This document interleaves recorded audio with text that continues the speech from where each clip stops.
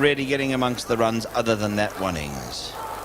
And early on, South Africa's Allan Donald struck a vital blow, with the ball coming off the bat and down into the stumps.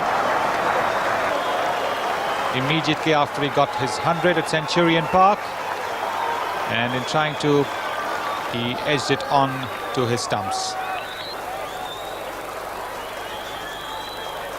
And once again you see Rahman playing away from his body. For an absorbing day's cricket.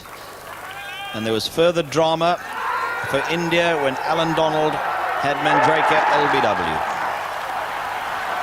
Sanjay Manjrekar has been well short of runs. Back, across, forward, back.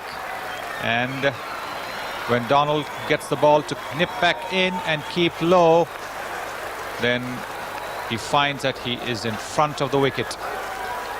And Manjrekar given out LBW for 6, but it was not to last. And a good catch by Kepler Wessels low down ended the Indian skipper's innings, and once again falling to a loose shot outside the off stump. And when a bowler of Donald's pace and bounce gets one over there, it's better to leave them alone. But the Indian batsmen, including the skipper, have not learned their lessons. Donald's tally for the match to 8. Once again you see Azharuddin fishing outside the off stump. Cloud cover, and early on Allan Donald produced a good one to Kapil Dev. But the interesting aspect of this whole little affair was the very, very good fielding by Andrew Hudson at short leg.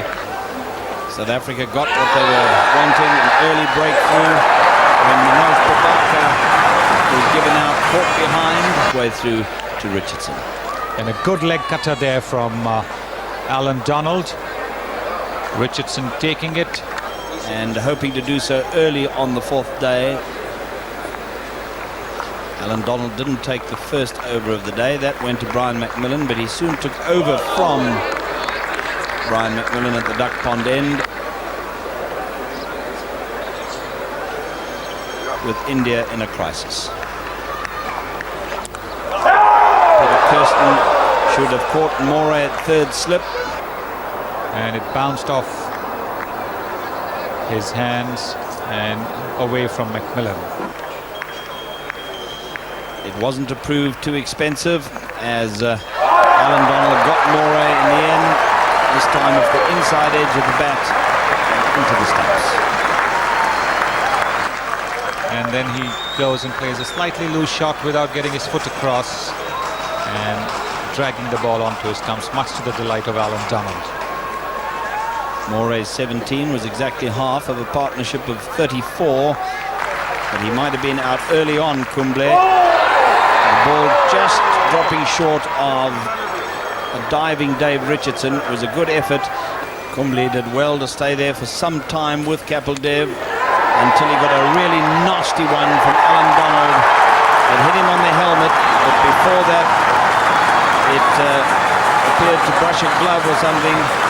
But this was a nasty delivery indeed. A really quick one. Kumble is a tall man, couldn't get himself out of the way, trying to fend it away.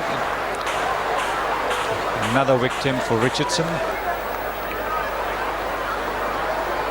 Donald getting all 3 of the wickets to fall at this stage, and adding to his 5 wickets for 55 in the first innings.